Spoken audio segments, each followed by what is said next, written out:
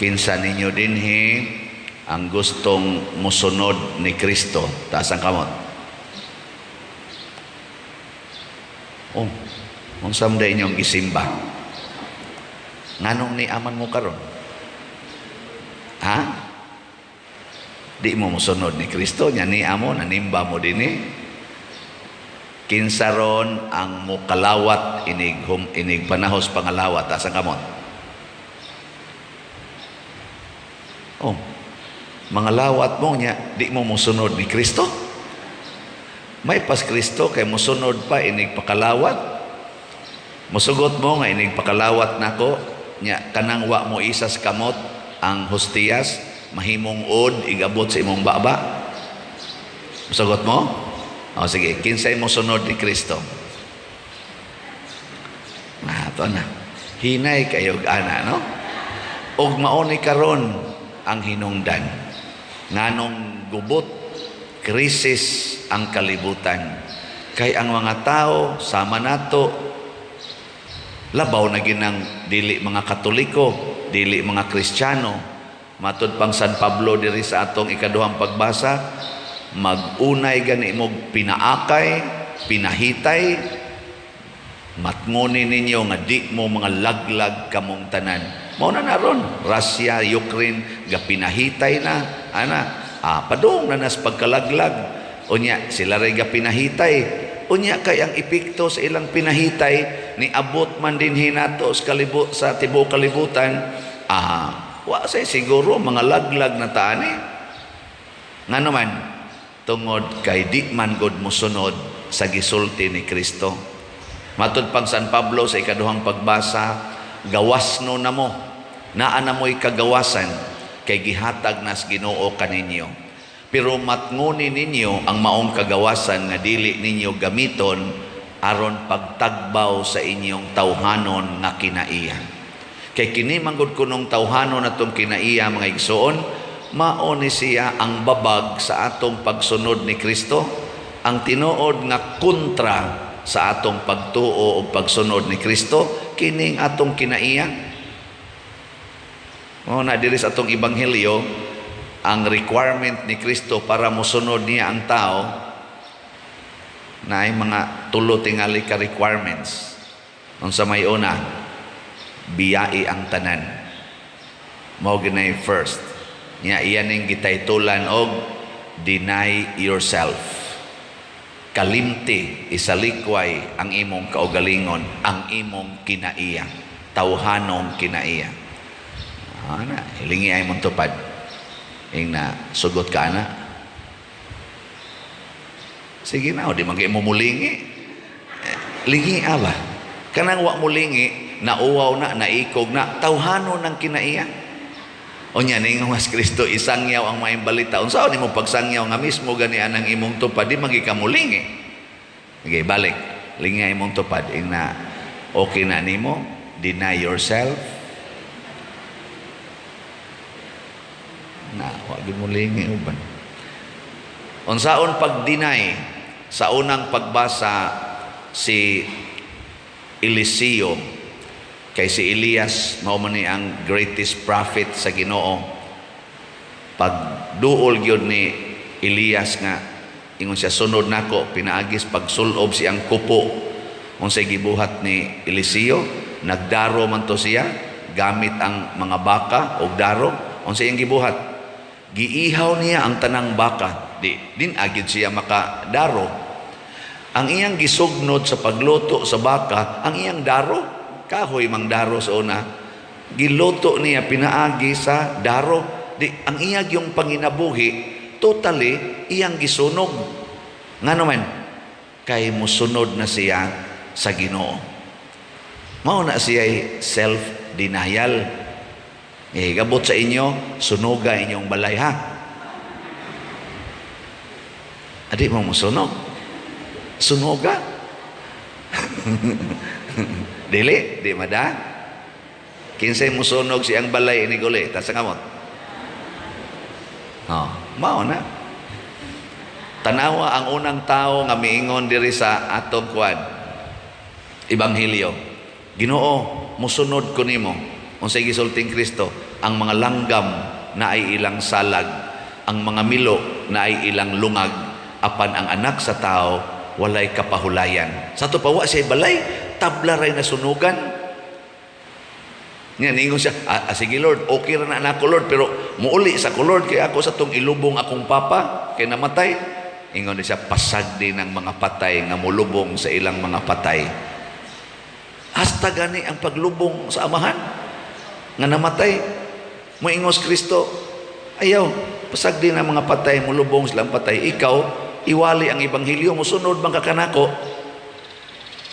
Ang tanawa, sunugay niyong balay. Ang saan man pagsunog, saan ayaw higugmaa ang imong balay ug ang sud sa imong balay labaw sa sugo sa Ginoo. Kay diha rabas balay, anha mo magsigig yaw-yaw, anha mo magsigig kasuko, na alay mga sagbot-sagbot diha, suko dayon mo. No.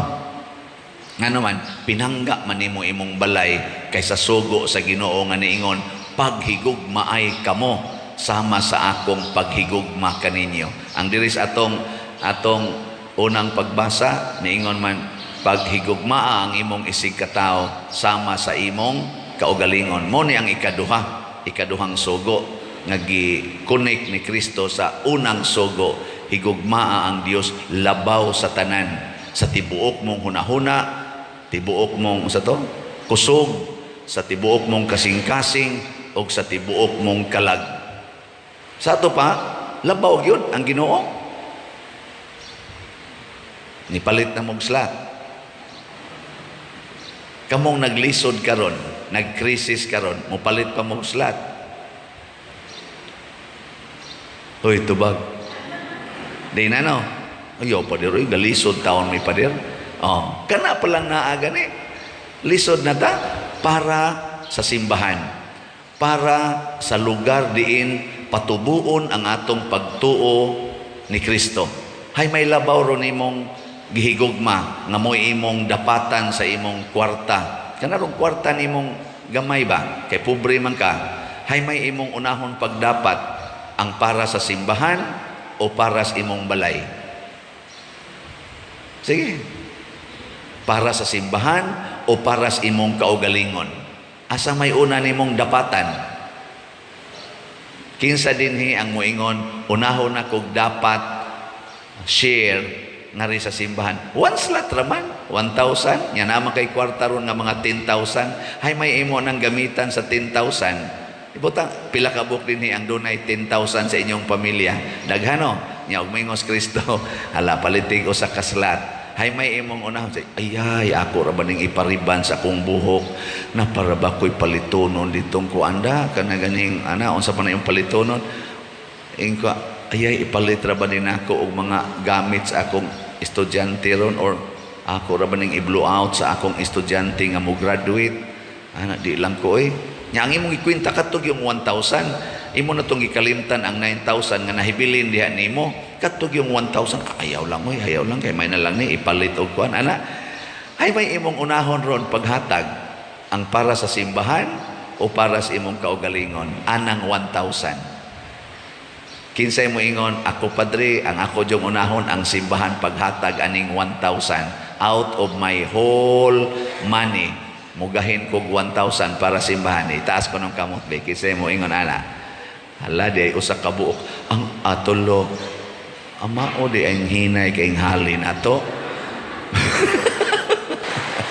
Pero mas mupakpak kita kung kabong tanan nga nagnipili sa Ginoo, unahon ang Ginoo pagdapat sa inyong 1,000 kaysa magsikag pangandoy, ayay, ang akong uyab, ako ra ba tong i-date, tagpila marong burger, niya human, pila rong motel. Patay ka diha. Kaya mo ra ba naiuso karon? No? Nya imong dapatan para anang sala, patay ka.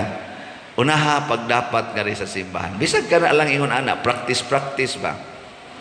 Mabta na sa una, ako kay perti basa na kong pobriha, nya gatukod ba kong organisasyon, youth organization, choir, o sa Legion of Mary, Nya gasweldo naman ko diha sa akong gitrabahoan sa bangko. Ang ako ding hunahunaon inigdawat ako sa akong sweldo. Gamay ang taon to akong sweldo. Munit lang ko ato og 5,000 kada buwan. Ang pinakadako na kong sweldo mga 1988 man ko na regular. Pinakadako na kong sweldo hangtod pag-retire na ko 1995. Ang net take home pay nga akong nadawat 7,000 a month. I-convert na ang 7,000 sa karon na rate sa atong inflation o uban pa.